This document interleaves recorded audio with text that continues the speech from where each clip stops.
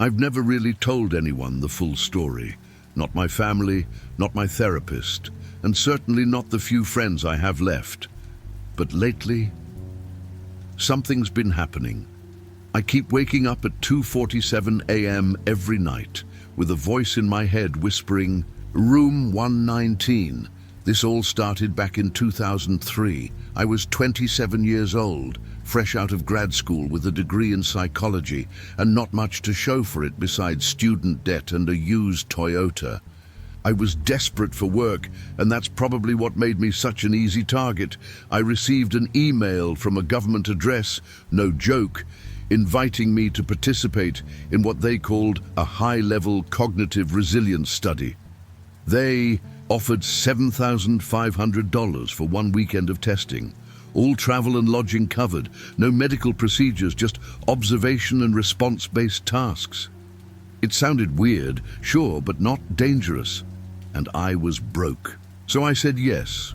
They flew me out to Langley, Virginia, and a black SUV picked me up from the airport. The driver didn't speak a word to me, just nodded, drove me through a set of security gates, and parked outside what looked like a boring federal building. No signs, no logos, just concrete and cameras. We went inside, passed through multiple security checks, and finally a woman in a gray suit greeted me. Her badge didn't have a name, just a red square. She smiled, but it didn't reach her eyes. "You'll be going into room 119. Just follow instructions and remain calm. Some people experience temporary disorientation. That's normal."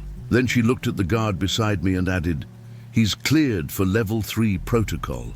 I didn't know what that meant. I should have turned around. I should have asked more questions, but curiosity, or maybe arrogance, kept me moving forward. Room 119 was down a long corridor that didn't look like it had been used in years. The air was cold. The floor tiles had cracks.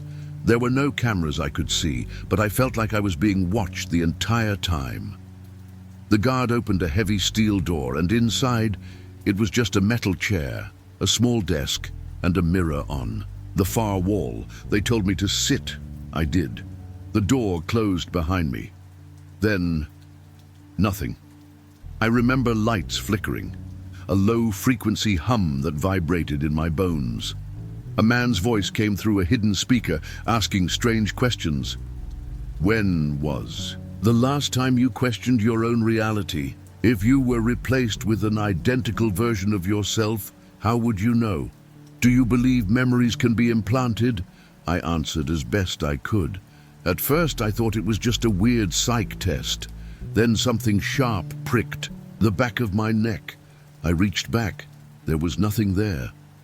But I felt cold metal under my skin. Then blackness. I woke up the next day in a sterile hotel room 3 blocks away from the building. My suitcase was neatly packed. There was a note on the pillow. "Thank you for your participation. Payment has been processed." I checked my phone. It was Sunday. I had no memory of leaving the room, no memory of going to sleep, no idea what they actually did to me. I left Virginia the next day, trying to convince myself it was just some advanced behavioral study, something classified, nothing illegal, just weird. But over the years, the dreams started. The voice in my head, soft at first, then louder. The phrase, "Room 119," repeated like a broken record in the middle of the night. And most disturbing of all, every time I looked at a map of the facility online, room 119 wasn't there. It doesn't exist, but I remember it. And whatever they did to me in there, it never really ended. It's been 20 years since I sat in that room, but lately it's been getting harder to pretend it never happened. I've moved 5 times since Langley, changed jobs, deleted social media, even stopped using my real name online. But still, the voice returns every night at 2:47 a.m. room 119, always in the same voice, always in the same tone, calm, measured, male. I started researching, not on Google, that's pointless, but in the deeper corners of the internet, old forums, Archived message boards from early 2000s, whistleblowers and conspiracy nuts. I expected garbage, but then I found a thread on a defunct site called darkfedleaks.net. One post caught my attention. Anyone ever hear of a psychological study in Langley, early 2000s? They called it cognitive integrity mapping. But I was locked in a room, asked about memory decay, and then blacked out. I woke up 2 days later with blood behind my ears. I nearly dropped my phone. The post was from 2012, username Delta Trace. No real identity, no follow-up posts. But it was real, too real. I wasn't the only one. From there I fell into a rabbit hole. I spent weeks digging, searching through old government contract records, looking for anything tied to psychological testing or civilian cognitive research. Most of it was redacted, but there were a few breadcrumbs. One FOIA request revealed a contract issued in 2002 to a shell company in Northern Virginia, Immerse Systems, Inc. The address listed didn't exist anymore. The contract simply read, Project Vellum, Phase 2, Human Integrity Stressor Trials, Authorized Access Only. That same night I got an email from an encrypted address. No greeting, just a sentence. You're not supposed to remember room 119. No name, no context, just that. I don't know how they found me. I use VPNs, burner laptops, but whoever they are, they're watching. I tried responding. The message bounced back. That was when I decided to go to the only place I swore I never would. Back to Langley. Not to the building. I'm not that stupid. But to the city. I rented a motel room under a fake name and spent 3 days sitting in my car outside the federal complex, just watching. It was still there. Same plain building, same grey walls, same invisible aura that made my stomach churn, just looking at it. And then, on the second night I saw him, a man walking toward the building in a slow, almost mechanical way. Thin, pale, dressed in civilian clothes, but with something wrong in his posture. Like his limbs didn't move naturally. I swear to God, when he passed under the streetlight, he looked directly at me. Not just glanced, looked into me. No reaction, no blinking, just recognition. And then he was gone. I returned to the motel, shaken. I couldn't sleep. At 2:47 a.m., the voice returned, but this time it said something new. You're almost ready to remember. I don't know what that means, but I think the worst part is this. I'm starting to believe I'm not just being watched. I think I'm being activated. Sleep has become a foreign concept. Even when I manage to close my eyes, my dreams are hijacked. Flickers of white rooms, harsh lights, voices behind mirrors. And always, that door. Room 119. I never see myself walk in, but I always feel myself leave, emptier than before. I started digging deeper. If I was going to understand what happened to me in 2003, I needed evidence. Something concrete, something they couldn't erase. I called an old friend, Marcus, someone I hadn't spoken to since college. We both interned in DC around the same time. He went on to work in IT for a defense contractor before vanishing into the private sector. I wasn't sure if he'd even answer, but he did. When I told him what I was looking into, there was a long silence. Then he said, "Meet me in person. No phones, no texts. Tonight." I drove 2 hours to a diner off Route 50. Marcus looked older, worn out, like he hadn't slept in weeks. He brought a briefcase with him. No greeting, just a quiet glance toward the kitchen staff. Then he handed me a flash drive under the table like we were in some bad Cold War spy film. "I shouldn't have this," he whispered. "This isn't just black budget testing. This is something else." Back in my motel, I plugged the drive into a clean laptop. Inside were folders, labeled with code names, Vellum, CIMT, Sapphire Trigger, all dated between 1998 and 2006. One document stood out.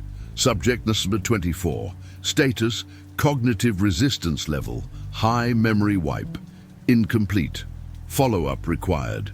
Advised reintegration program, post-exposure. That was me.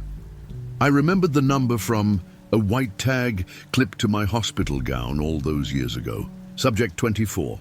The document went on to describe resistance events, times when I had subconsciously rejected suggestions, defied instructions. The phrase conscious anchors came up more than once. Apparently, I had something in me they couldn't fully erase. Something that fought back. I felt nauseous, like the air around me had thickened. Every nerve in my body screamed that I was being watched, that someone had noticed I was remembering too much. And then the laptop froze, black screen. Then white text, "You should have stopped digging." The screen flickered, then shut off completely. The lights in the room went out, the power was gone, and behind me I heard a click. The motel door. It had been locked. I was sure of it. But now it was open, just slightly, a crack. I didn't move. I couldn't. From the darkness of the hallway I saw a shape, no sound, no footsteps, just a silhouette, tall, still, almost like it had been carved from shadow itself. Then it whispered, a voice I hadn't heard since 2003, soft, mechanical. "You were never meant to wake up." I slammed the motel door shut and threw the bolt across it. My hands were trembling so violently I could barely hold my phone. No signal. Of course. I peeked through the blinds. The hallway was empty again. The figure was gone. Or maybe it had never been there. Maybe it was a trick, a memory fragment surfacing like a corpse in murky water. I packed everything and left within minutes. Drove aimlessly for hours through rural Virginia, taking turns at random, praying I wasn't being followed. Every pair of headlights behind me felt like a threat.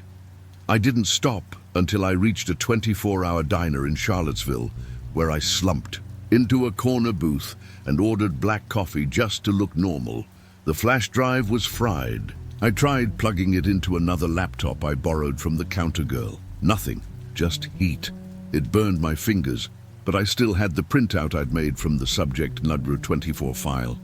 I spread the pages across the table and noticed something I hadn't before. Redacted coordinates, partially erased but not completely.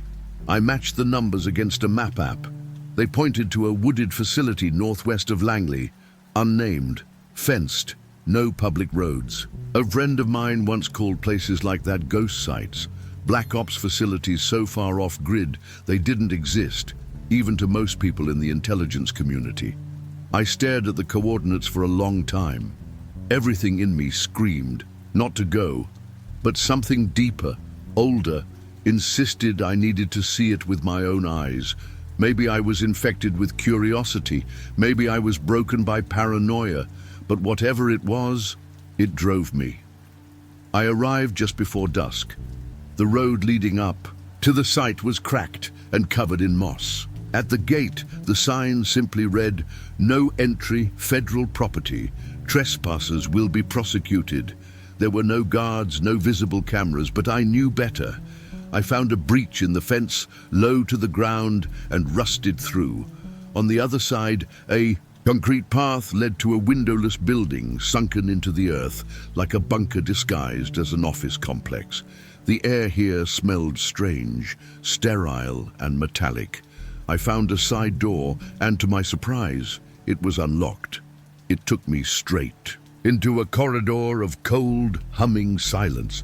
The walls were lined with doors, each labeled in a familiar font. Test Bay 1, Memory Isolation, Integration Chamber, and then finally, Room 119. The door was slightly ajar. I stepped inside, and time broke. The fluorescent lights flickered as a deep vibration ran through the floor, up into my bones. The room was exactly as I remembered.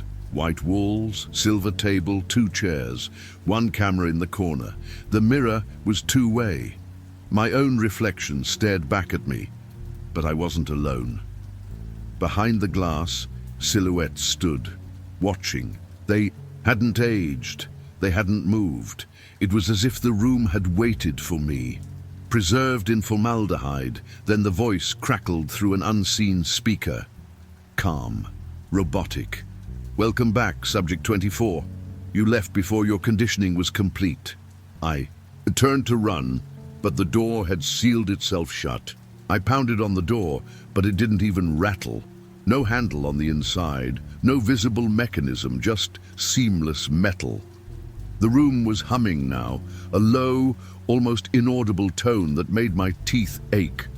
The voice returned, still calm, still terrifying in its cold detachment. You were never supposed to leave. The walls began to pulse, subtly at first, like the room itself was breathing. I stumbled backward into the table.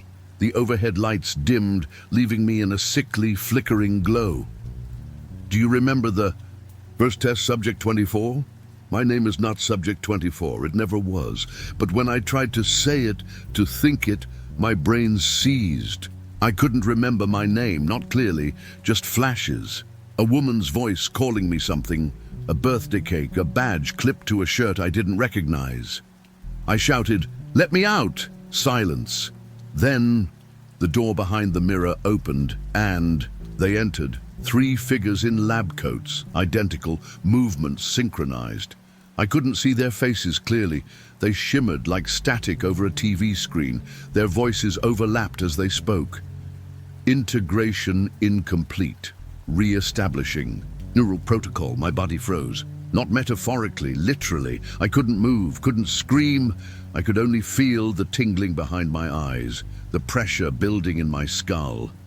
And then the memories returned, but not mine. Memories of others, strangers, victims. Their last moments, their fears, their pain, flashes of rooms like this one, screams behind walls. The sensation of drowning in thoughts that weren't yours. I realized what room 119 really was. It wasn't an interrogation chamber, it was a transfer point, a neural relay. They'd been using us, using me, as a host for something else. Not just information, consciousness, and whatever I'd been carrying since 2003. It had never left me. One of the figures approached and placed a hand on my head. Welcome home. Everything went dark. I woke up in my apartment. Same furniture, same smell. But something was off. The date on my phone said April 3rd, 2025. I had no memory of how I got there. My laptop was open. An email draft addressed to Langley Mental Health Review Board blinked on the screen. Subject line, termination of investigation. But I didn't write it. I checked the mirror in the bathroom. My eyes, they were mine. But behind them, something else looked back. That night, I heard a knock on the door. A woman stood there, pale, eyes wide, clutching a journal. I was in room 119, she whispered. I think it's still inside me too. She wasn't a stranger. She called me by a name I didn't recognize, but I let her in because part of me remembered her, because room 119 never really lets you go. It just waits.